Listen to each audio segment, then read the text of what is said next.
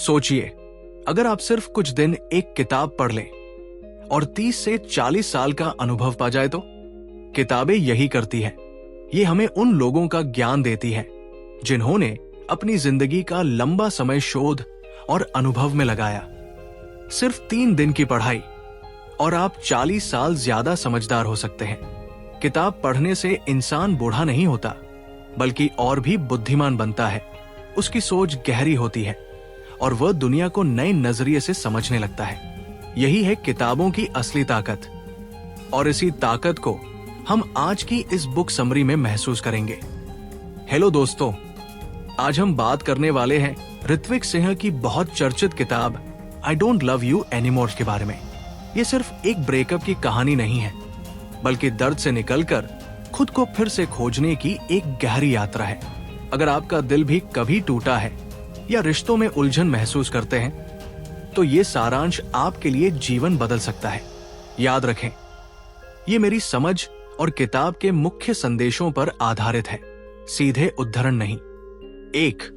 प्यार खत्म हो गया का सच्चा मतलब। किताब बताती है कि मैं तुमसे प्यार नहीं करती कहना अक्सर खुद से प्यार करना सीखने की शुरुआत होती है। ये कमजोरी नहीं, बल्कि खुद की भावनाओं को सच मानने की हिम्मत है। दिखावे के रिश्तों से बाहर निकलना आत्मसम्मान की निशानी है। 2. दर्द को नकारना नहीं, उसे समझना। ऋत्विक सिंह ब्रेकअप के दर्द को गहराई से स्वीकार करने पर जोर देते हैं। उसे दबाना या जल्दी ठीक करने की कोशिश करना नुकसानदायक है। ये दर्द सिर्फ एक इंसान को खोने का नहीं, बल्कि अपनी उम्मीदों, सपनों और खुद की एक छवि को खोने का दर्द है। इसे समझना ही हीलिंग का पहला कदम है। 3. खुद को फिर से खोजने की यात्रा। रिश्ता टूटने के बाद सबसे बड़ा सवाल होता है, अब मैं कौन हूं? किताब इसी आत्मखोज, सेल्फ डिस्कवरी की प्रक्रिया पर केंद्रित है। ये वक्त है अपनी पुरानी पसंद, जुनून और वो सब चीजें वापस पाने का जो रिश्ते में शायद पीछे छूट गई। खुद के साथ समय बिताना, नई चीजें सीखना, खुद को फिर से जानना। 4. अकेलापन बनाम अकेले रहना, सॉलिट्यूड। किताब अकेलेपन, लोनलीनेस के डर और अकेले रहने की ताकत, सॉलिट्यूड के बीच का फर्क स्पष्ट करती है। खुद की कंपनी में सुकून ढूंढना सीखना ही वो कुंजी है जो आपको दूसरों पर निर्भर होने से मुक्त करती है और असली आत्मविश्वास देती है। 5. प्यार का नया नजरिया। I don't love you anymore का मतलब ये नहीं कि आप फिर कभी प्यार नहीं कर पाएंगे, बल्कि ये प्यार के प्रति एक परिपक्व नजरिया विकसित करने की बात करती है।